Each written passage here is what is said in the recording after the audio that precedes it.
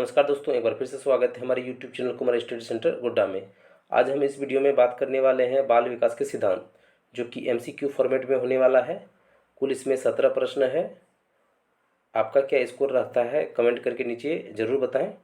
अगर आप हमारे चैनल पर नए हैं तो प्लीज़ गाइज हमारे चैनल को सब्सक्राइब करके हमें सपोर्ट करें, और अगर वीडियो अच्छा लगे तो लाइक और शेयर ज़रूर करें। तो चलिए शुरू करते हैं आज के इस सेशन को। पहला प्रश्न है, किसी शिक्षक के लिए वृद्धि और विकास के सिद्धांतों के बारे में जानना महत्वपूर्ण है क्योंकि ऑप्शन ए, यह ज्ञान बच्चों को पृथक करने में शिक्षक की सहायता करेगा। ऑप्शन बी, शिक्षक अच्छा प्रभाव डालने में समर्थ हो सकेगा। ऑप्शन सी, बच्चों को सीखने के उपयुक्त अवसर प्रदान करने में यह ज्ञान शिक्षक के लिए सहायक होगा। और ऑप्शन डी, इसके बाल विकास एवं लोकप्रिय पाठ्यक्रम बनेगा। बताइए इसका आंसर क्या हो जाएगा। इसका आंसर हो जाएगा गाइस सी, ऑप्शन सी, बच्चों को सीखने के उपयुक्त अवसर प्रदान करने में यह ज्ञान शिक्षक के लिए सहायक होगा। अगला प्रश्न की ओर बढ़ते हैं। दूसरा प्रश्न है, विकास कभी न समाप्त होने वाली प्रक्रिया है। यह विचार किससे संबंधित है। ऑप्शन ए, अंतःसंबंध का सिद्धांत। ऑप्शन बी, निरंतरता का सिद्धांत। ऑप्शन सी, एकीकरण का सिद्धांत।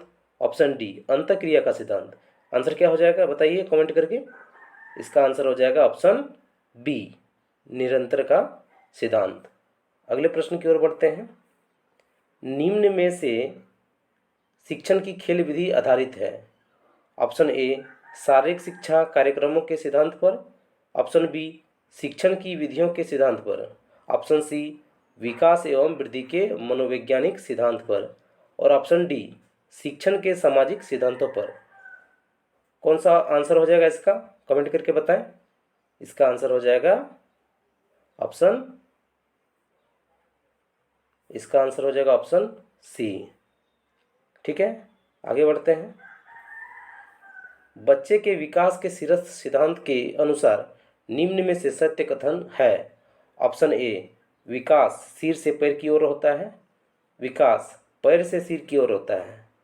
ऑप्शन सी, विकास मध्य भाग से परिधि की ओर होता है। और ऑप्शन डी, उपरोक्त में से कोई नहीं। कौन सा आंसर हो जाएगा इसका।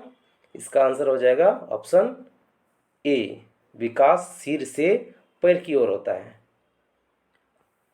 अगला प्रश्न है, निचली कक्षाओं में शिक्षण की खेल पद्धति मूल रूप से आधारित है। ऑप्शन ए, शारीरिक शिक्षा कार्यक्रम के सिद्धांतों पर। ऑप्शन बी, शिक्षण पद्धतियों के सिद्धांत पर। ऑप्शन सी, विकास एवं वृद्धि के मनोवैज्ञानिक सिद्धांतों पर। और ऑप्शन डी, शिक्षण के समाज शास्त्रीय सिद्धांतों पर। कौन सा आंसर हो जाएगा इसका। इसका आंसर हो जाएगा सी, ऑप्शन सी इसका आंसर हो जाएगा, विकास एवं वृद्धि के मनोवैज्ञानिक सिद्धांत पर। अगले प्रश्न की ओर बढ़ते हैं। निम्न में से कौन सा विकास का सिद्धांत है।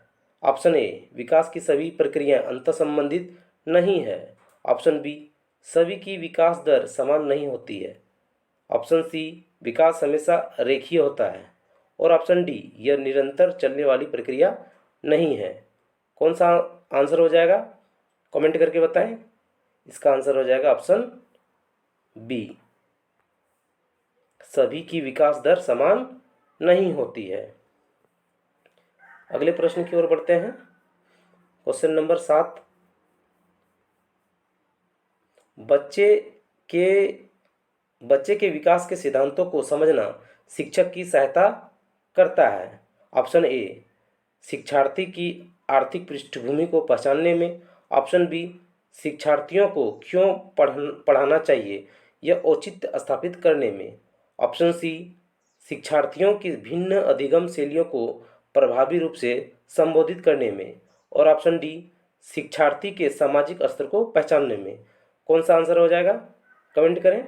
इसका आंसर हो जाएगा ऑप्शन सी, शिक्षार्थियों के भिन्न अधिगम शैलियों को प्रभावी रूप से संबोधित करने में। अगला प्रश्न है, मानव विकास की कुछ विशेष सिद्धांतों पर आधारित है। ऑप्शन ए, अनुक्रमिकता। ऑप्शन बी, सामान्य से विशिष्ट। ऑप्शन सी, प्रतिवर्ती। और ऑप्शन डी, निरंतरता। इसका क्या आंसर हो जाएगा? इसका आंसर हो जाएगा प्रतिवर्ती, ऑप्शन सी। अगले प्रश्न की ओर बढ़ते हैं। बालक के शारीरिक व क्रियात्मक विकास की दशा होती है। ऑप्शन ए सिर से पैर तथा शरीर के शरीर के बाहर से मध्य की ओर। ऑप्शन बी सिर से पैर तथा शरीर के मध्य से बाहर की ओर। ऑप्शन सी पैर से सिर तथा शरीर के बाहर से मध्य की ओर। ऑप्शन डी पैर से सिर तथा शरीर के मध्य से बाहर की ओर। क्या हो जाएगा इसका आंसर? कमेंट करके बताएं।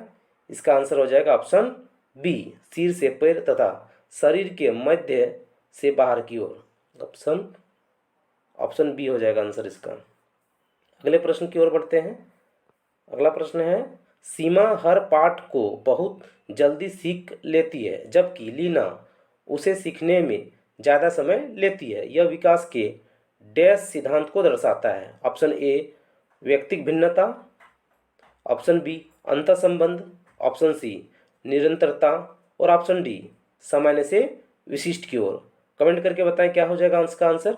इसका आंसर हो जाएगा ऑप्शन ए व्यक्तिक भिन्नता। अगले प्रश्न की ओर बढ़ते हैं। निम्नलिखित में से कौन सा विकास का सिद्धांत नहीं है?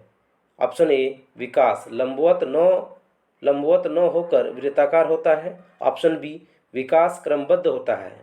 ऑप्शन सी विकास निरंतरता होता है। ऑप्शन डी विकास मशीनी प्रक्रिया है। इसका आंसर हो जाएगा ऑप्शन डी विकास मशीनी प्रक्रिया है।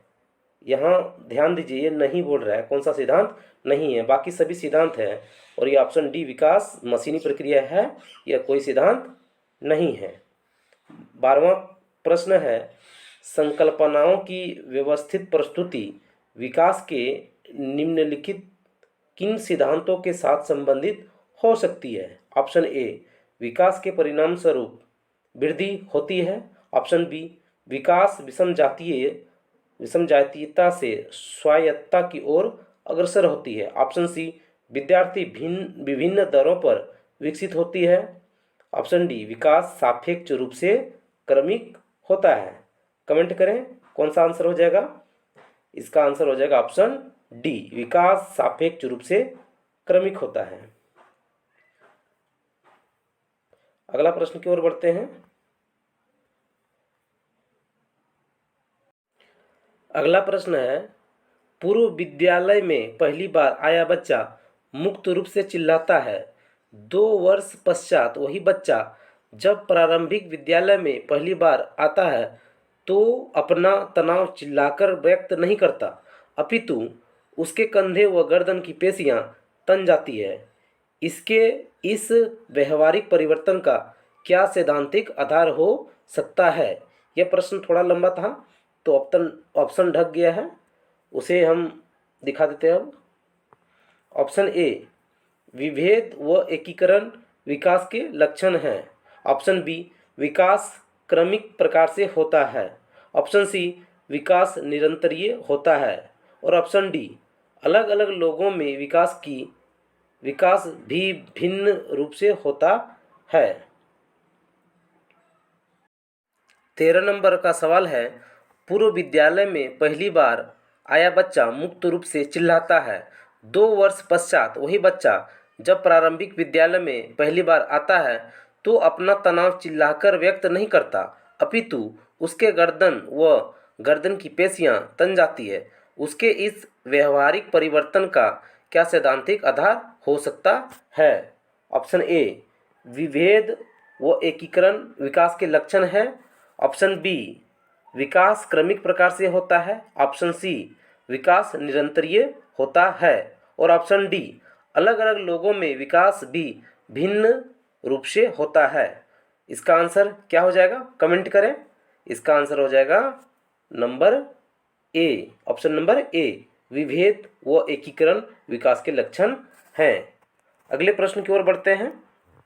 निम्न में से कौन सा बाल विकास का एक सिद्धांत नहीं है? ऑप्शन ए विकास के सभी क्षेत्र महत्वपूर्ण है।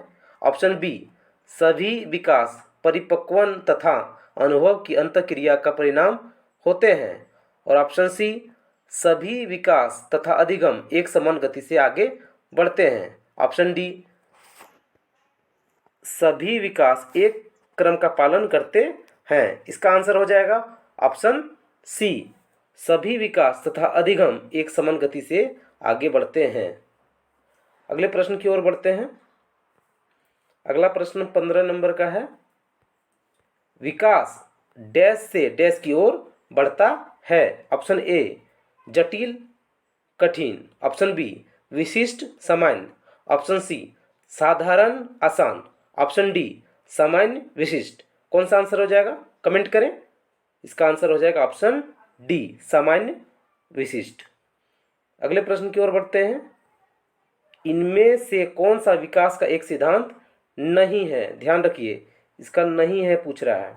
ऑप्शन ए, विकास संशोधन योग्य होता है।